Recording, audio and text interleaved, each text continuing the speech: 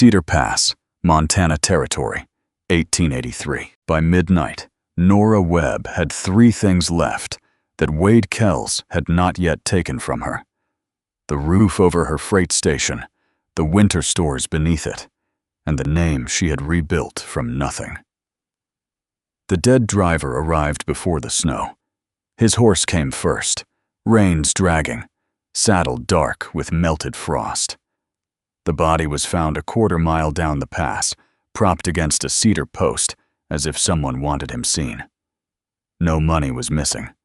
No cargo had been touched. Only one thing had been added. An ace of spades rested inside his coat. Nora stood beneath the lantern, while Amos Reed placed the card on her counter. Her face did not change. Her fingers did. Cal Dyer noticed. He had ridden into Cedar Pass that evening to reopen the mountain road, collect Hugh Bell's fee, and leave before the first hard storm. He had spent years guiding men through country that killed the careless. He trusted tracks, weight, wind, and distance. He did not trust silence. "You know that card," Cal said. Nora looked past him toward the stable doors, where the driver's empty horse struck one hoof against the boards. "I know what men do when they want fear to travel faster than news." Hugh Bell shifted beside the stove. "Wade's wagons are already refusing the pass. If the road closes now, the settlements beyond the ridge lose flour, lamp oil, and medicine." Nora turned the dead man's card face down. "And if it stays open," she said, "someone else dies." Cal had come to protect a road, but the woman before him looked less like someone waiting to be saved than someone deciding what she was willing to burn before another man could take it. Later, after Amos carried the body away and Hugh rode toward town, Nora barred the front door herself. The iron latch clicked. Then she stopped. A second ace of spades had been pinned to the inside of the door. Not outside. Inside. Cal pulled it free. A narrow cut marked the back in the shape of a W. For the first time, Nora's calm broke. "The man who used that mark," she whispered, "died 10 years ago." A floorboard creaked in the dark room behind them. Neither of them turned. Not yet. By dawn, the wind had buried the dead driver's tracks beneath a thin skin of snow. Amos Reed laid the man on a narrow table behind his funeral room, then opened a ledger worn soft at the corners. 4 names had been written there in 6 days. Beside each name, Amos had listed the place found, the hour brought in, and the trade by which the man had last earned his bread. A mail driver, a wheelwright, a stable hand, a freight clerk. Cal stood near the stove, turning the marked ace between his fingers. "They all worked for Wade Kells?" he asked. "Years ago," Amos said. "Not lately." Hugh Bell leaned over the ledger. Lack of sleep had reddened his eyes. "The men still running Wade's private freight are alive. The ones who left him are the ones being buried." Cal looked toward the shuttered window. Beyond it, Cedar Pass climbed between black timber and stone, the only usable road into 3 settlements before winter closed the ridge. "If Wade stops his wagons," Hugh continued, "those families lose flour, lamp oil, and medicine. If I accuse him without proof, half the town will defend him just to keep eating." "And if you do nothing?" Cal asked. Amos closed the ledger. "I'll need another page." At Nora's station, the morning fire had barely warmed the room. She counted sacks of flour while Cal watched from the doorway.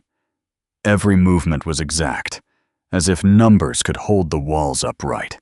He placed the ace on her counter. "Samuel Vick, Owen Price, Hal Mercer, Tom Vale." Her hand stopped over the scale. "You knew them. I served them coffee. You worked the same freight line." Nora lifted her eyes. "A great many people worked for Wade Kells, but only the ones who quit are dying." For a moment, the wind pressed against the building hard enough to make the window glass tremble. Cal could have searched the locked cabinet behind her. Hugh had given him authority. Instead, he stepped away from it. "Open what you're willing to open," he said. "But understand this. Someone has already been inside your station." Nora studied him, uncertain whether restraint was another kind of trap. Then she unlocked one drawer. Inside lay old freight receipts tied with faded cord. Before Cal could touch them, Amos entered carrying a small paper packet. He emptied it onto the counter. A flake of red sealing wax landed beside the black ace. Nora's face went still. Cal saw recognition before she buried it. "I've never seen that seal," she said. This time, he knew exactly when she lied. Ross Finn kept the freight office warmer than any honest building in Cedar Pass had a right to be. A coal stove burned beside his desk. Maps covered one wall, each road marked in red pencil. Each depot stamped with the black seal of Kel's Mountain Freight. Ross sat beneath them, with clean cuffs and the careful smile of a man who preferred danger written on paper. Cal placed the flake of red wax on his desk. "Which shipments carry this seal?" Ross barely glanced at it. "Private contracts. For Wade Kells? For paying customers." The office door opened before Cal could ask another question. Wade Kells entered without removing his gloves. He was nearly 60, broad through the shoulders, silver beginning at his temples. He carried no visible weapon. He did not need one. Every wagon outside bore his name. "I hear you've been frightening my drivers," Wade said. "I hear your former drivers are dying." Wade looked toward his window. "Men with old enemies often meet old ends. They stopped working for you. Then they stopped earning my protection." The words came softly. Ross lowered his eyes. Wade stepped closer to the wall map and tapped the road beyond Cedar Pass. "3 settlements depend on those wagons. Close my line for a day, people complain. Close it for a week, children go hungry. You should decide whether you came here to solve murders or create graves." Cal left without answering. By afternoon, he was driving one of Nora's wagons down the eastern grade, returning empty barrels to the lower depot. The road narrowed above a ravine where the snow had not yet settled. The brake lever dropped loose in his hand. The wagon lunged. Cal wrapped the reins around his forearm and pulled the team toward the uphill wall. One wheel struck stone. The wagon tilted hard enough to throw him against the bench. A crate split open behind him. Barrels rolled over the edge and vanished into the gorge. The horses finally stopped against a cedar trunk, trembling and streaked with foam. One had cut its foreleg. Cal climbed beneath the wagon. The brake rope had not snapped. It had been sliced clean. Nora arrived before dusk with another team. She said nothing when she saw the ruined cargo or the blood on Cal's sleeve. Together, they lifted the broken crate. Beneath the splintered boards lay a small gold bar wrapped in oilcloth. No gold appeared on Nora's freight list. Cal turned it over. Pressed into the metal was the same narrow W cut into the back of the black ace. Nora carried the gold bar into her storeroom and locked the door behind them. The wind had risen again, pushing snow beneath the threshold in white threads. Cal set the bar on the weighing table beside her freight receipts. "It was hidden in your cargo." "It was hidden under empty barrels," Nora said. "Those crates came from Ross Finn's depot, but they traveled under your name." Her jaw tightened. Cal watched her pull an old scale weight from a shelf and compare it to the gold. She did not touch the mark stamped into the metal. "You have seen it before," he said. Nora stared at the floorboards. "When I first came to Cedar Pass, Wade paid me to copy freight lists. He said the mountain office needed someone who could add without drinking." "How long?" 11 months. "And the sealed shipments?" "I wrote what Ross gave me. Mining tools, machine parts, lamp oil." She looked at the gold. "The numbers never matched the cargo." Cal stepped closer. "The dead men drove those wagons." "Yes, you knew that this morning." "I knew they drove at night. I did not know what they carried." "You knew enough to lie." Nora met his eyes then, anger finally breaking through her restraint. "And you know enough to arrest me. Why haven't you?" Before he could answer, a horse screamed outside. They ran into the yard. Flames climbed the wall of the hay shed, fed by lamp oil poured along the lower boards. 2 men were already disappearing into the timber. Cal started after them.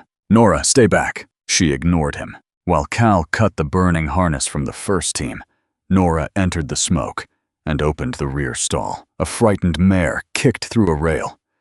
Nora caught the lead rope and pulled until the animal followed her into the yard. The wind drove sparks toward the freight warehouse. Cal kicked apart the burning hay nearest the wall, while Nora rolled water barrels from the platform. They worked without speaking, boots sinking into mud and snow, hands blackening with soot. By the time the flames died, half the winter hay was gone. Cal sat beside the trough, blood soaking through the shoulder of his shirt. Nora knelt and threaded a needle. "You always keep sewing things beside freight records?" he asked. "In Cedar Pass," she said, pulling the torn cloth together. "Everything eventually comes apart." She tied the last stitch and rose. In the ash near the doorway, something black remained untouched. An ace of spades. Nora turned it over. Her name had been written across the back. By morning, Nora's name had traveled farther than the smoke. Men who had trusted her scales for years stood outside the station asking for their goods back. A woman from the upper settlement removed 2 sacks of flour without meeting Nora's eyes. By noon, half the storage hooks were empty. Wade Kells never appeared. I did not need to. Hugh arrived carrying a yellowed freight order bearing Nora's signature. It authorized a night shipment that had vanished 9 years earlier between Cedar Pass and the Colorado line. "The signature is mine," Nora said. Cal watched the room tighten around her. "But the cargo list was changed after I signed it." Hugh looked toward the customers gathered near the door. "Can you prove that?" Nora said nothing. That silence cost her more than an accusation. One by one, the remaining customers left. Cal waited until the station was empty. Then he walked to the rear wall, where fresh scratches marked the floor beneath a grain cabinet.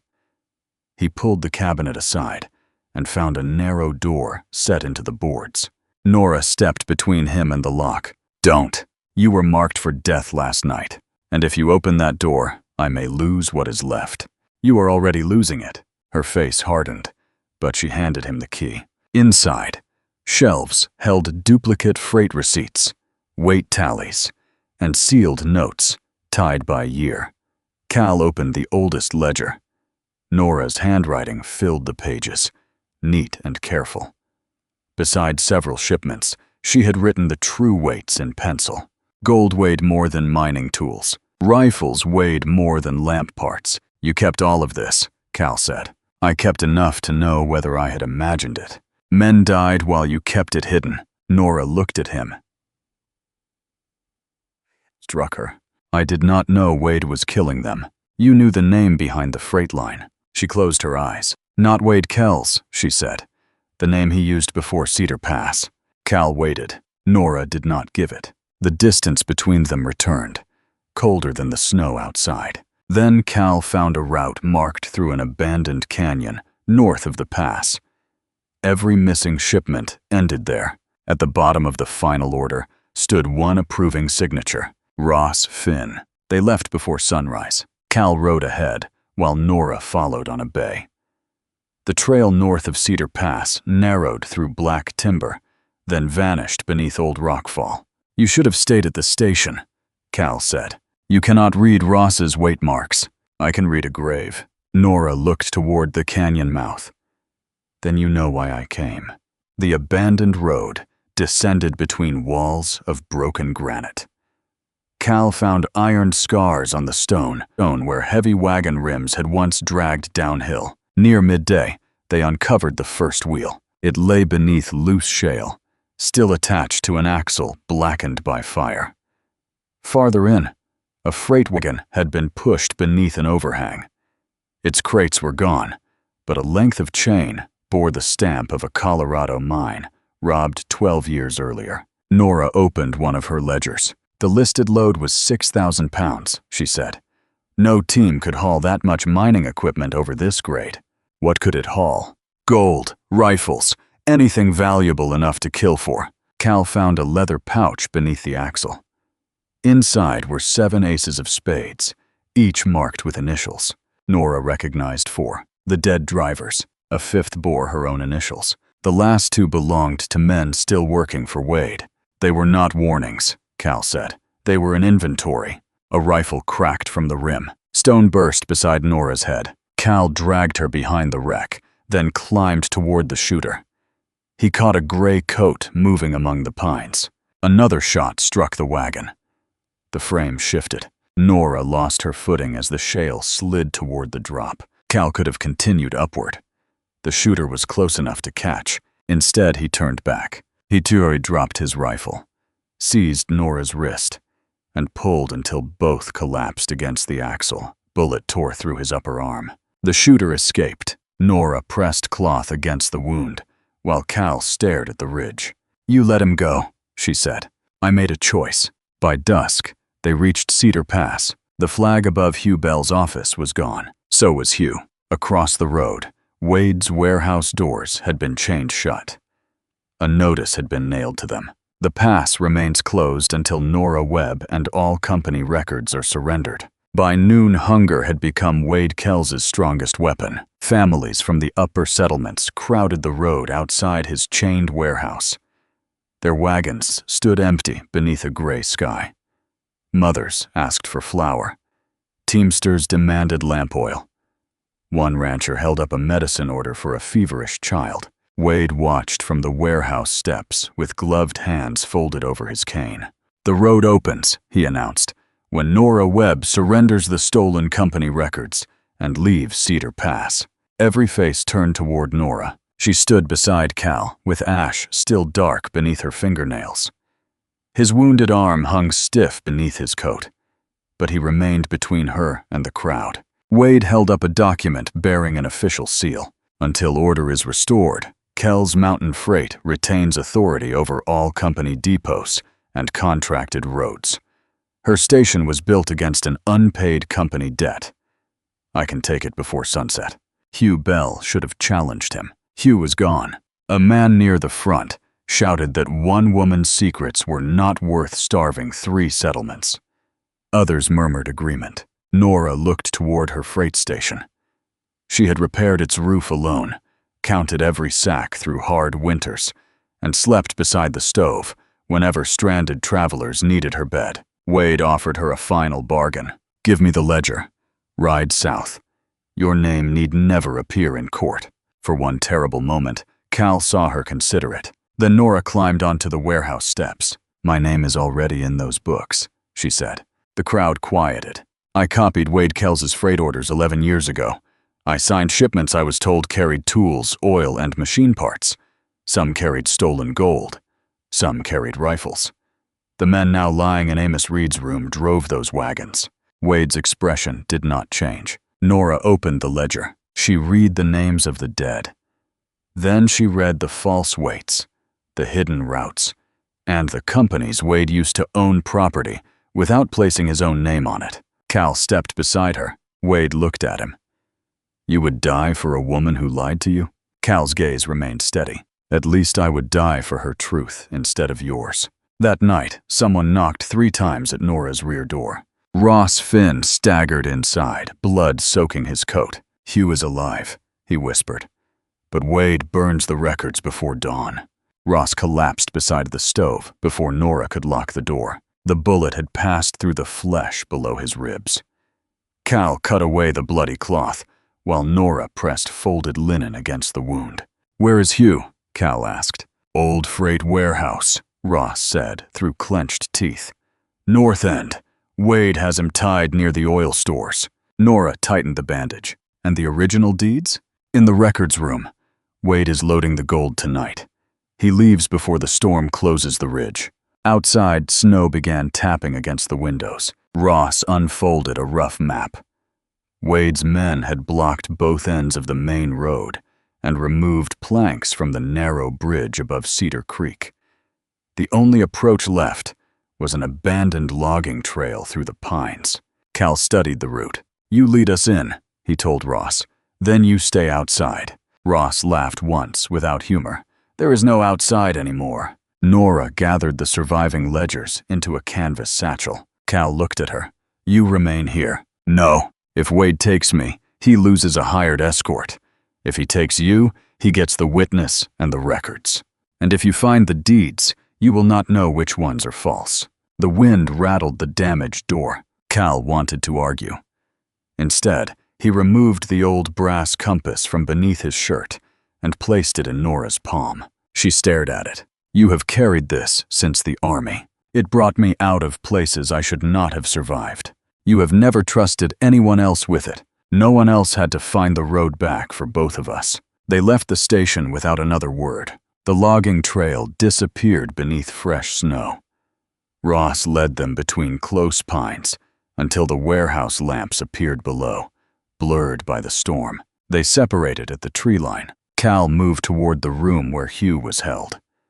Nora followed the rear wall toward the records office. Ross was meant to wait beside the horses. Instead, panic took him. Hunt ran across the open yard. A rifle flashed from the warehouse roof. Ross fell face first into the snow. The shot brought Wade's men to the windows. Nora reached a crack between the rear boards and looked inside. Hugh sat bound beside 6 barrels of lamp oil. A dark trail had already been poured across the floor. Wade was not preparing to destroy the records alone. He meant to burn the sheriff with them. The first flame appeared beneath the records room door. It moved along the oil trail in a thin blue line, quiet as a fuse. Nora forced a freight hook through the rear boards and pulled until one plank tore free. Smoke rolled through the opening. Inside, Hugh Bell strained against the ropes binding him to a support post. Across the yard, Cal fired once at the warehouse roof.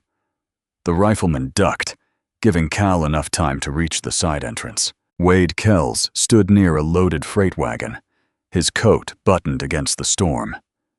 2 iron chests sat beneath the canvas behind him. You can still walk away, Wade called. Cal glanced toward the smoke pouring from the rear wall. No, he said. That road closed yesterday. Wade climbed onto the wagon and snapped the reins. Cal raised his rifle. Then Nora screamed. A burning roof beam had fallen across the records room doorway. Flames climbed the shelves behind. The original deeds lay inside a metal dispatch box beyond the beam. Cal could pursue Wade before the wagon reached the bridge. Instead, he lowered the rifle and ran toward Nora. She was already working. Using the freight hook, Nora dragged the dispatch box beneath the fallen beam. Her sleeve caught fire. She smothered it against the floor, then pushed the box toward the opening. Cal broke through the weakened boards and lifted the burning timber enough for her to crawl beneath it. Together, they reached Hugh. Nora cut his ropes, while Cal kicked an oil barrel away from the flames. They escaped as the roof collapsed. At the far end of the yard, Wade's wagon thundered toward Cedar Creek. But his own men had removed half the bridge planks to seal the pass. The lead horses stopped. The wagon did not. One wheel dropped between the beams, throwing Wade into the snow. The iron chests tore through the canvas and split open across the road. Gold bars scattered at Hugh's feet. Wade reached for a pistol. Hugh, burned and bleeding, leveled Cal's rifle first. Lawrence Wade Kells, he said, you are under arrest. Behind them, the warehouse burned to its foundation. The deeds had survived. Most of Cedar Pass's winter supplies had not. 3 mornings later, Amos Reed opened a new page in his ledger. He wrote the names of Samuel Vick, Owen Price, Hal Mercer, and Tom Vale. Beside each one, he recorded the honest trade by which the man had last lived. Mail driver, wheelwright, stable hand, freight clerk. I did not erase what they had once been. He simply refused to let it become the final thing said about them. Ross Finn was buried on the hill above Cedar Pass. Hugh recorded that Ross had helped build Wade's freight network, carried its orders, and remained silent while men disappeared. Then he added that Ross had revealed Hugh's location and the plan to burn the warehouse. No one called that redemption. No one denied it was a choice. Wade was taken south under guard, with the surviving deeds, ledgers, and gold. His company collapsed quickly. Its absence did not fill empty storerooms. The fire had destroyed flour, lamp oil, medicine, and nearly all the hay Nora had stored for winter. The upper settlements rationed what remained. Some families would spend colder nights because justice had arrived too late to save everything. Nora reopened her station and waited. At first, no customers came. Then, an old teamster left 2 bundles of hay beside her stable without speaking. A ranch wife brought dried beans. Men who had once demanded their goods back returned with hammers and new boards. They did not offer speeches. They worked. Cal repaired the warehouse roof, while Nora divided the surviving supplies by household, not by who had defended her.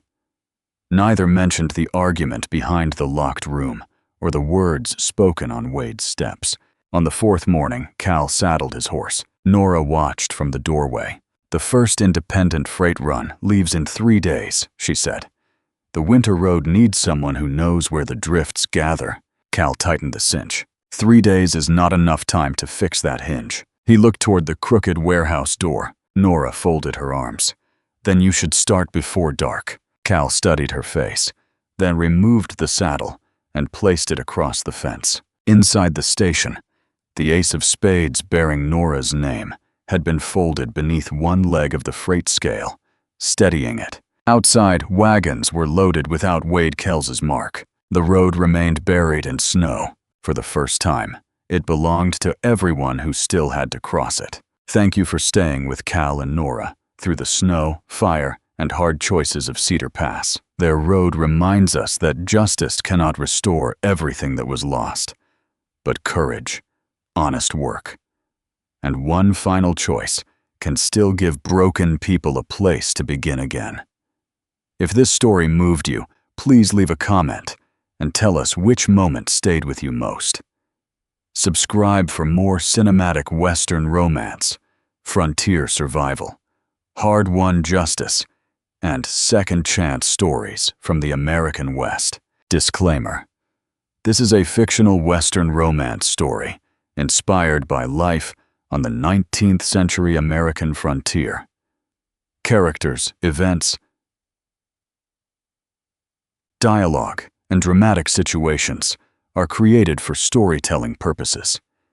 Historical settings and cultural details are researched for authenticity.